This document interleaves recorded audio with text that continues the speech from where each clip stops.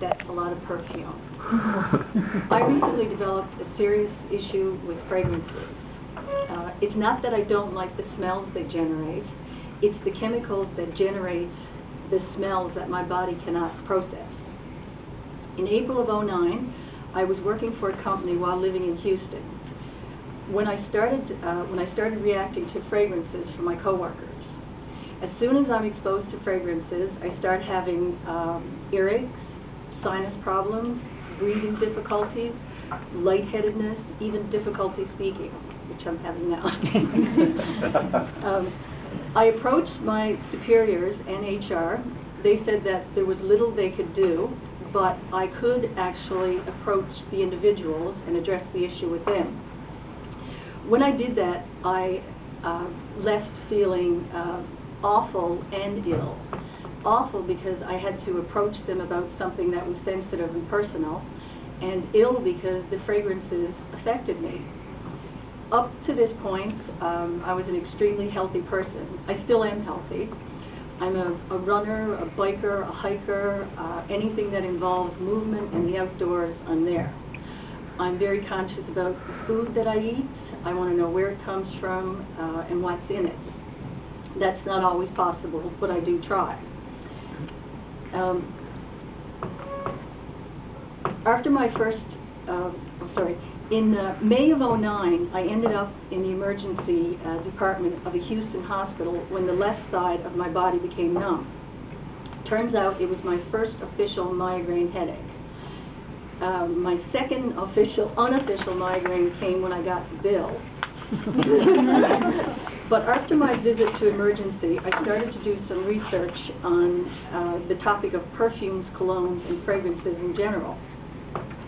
To my relief, I wasn't the only one. There are many. But to my dismay, I learned a few startling things. The use of products that contain fragrances have increased tenfold over the past few decades. When I was a kid and my dad would splash on the Old Spice, it was for special events.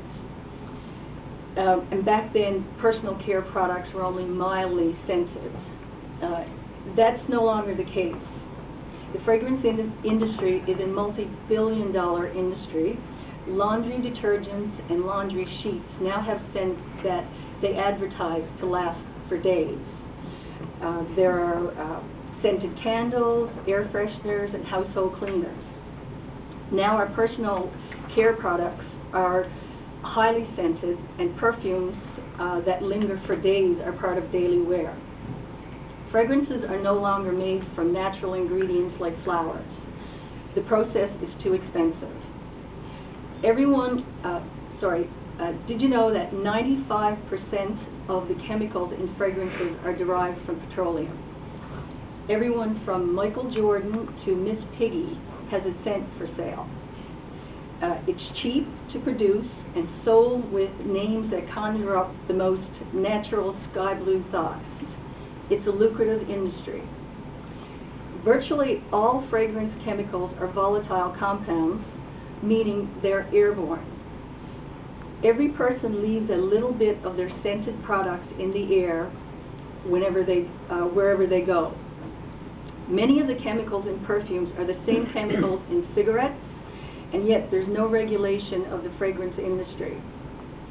The industry itself is largely self-regulated. They do not have to disclose what's in the fragrances because of trade secrets.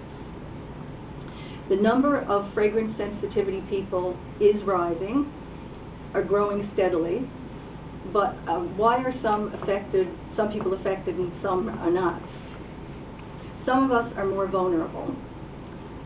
The very young are most at risk. Their body systems are still developing. Because women and children are generally smaller in size than men, this means the same exposure would be a higher dose for women and children. Pregnant women are actually told to avoid wearing perfume. But that reminds me of the old smoking law where the non-smoking table was next to the smoking table. The smoke was still airborne, and so is perfume. The pregnant lady isn't wearing perfume, but she's still receiving the effects, and so is her child. I cringe when I see the ads on TV about how to freshen your room. Just spray Febreze. I read a great quote on an asthma prevention site, and it read, "Remember, clean does not have a smell." In Houston, scent-free policies were unheard of. I realized not much would change for me. I didn't feel like being the canary in the coal mine any longer.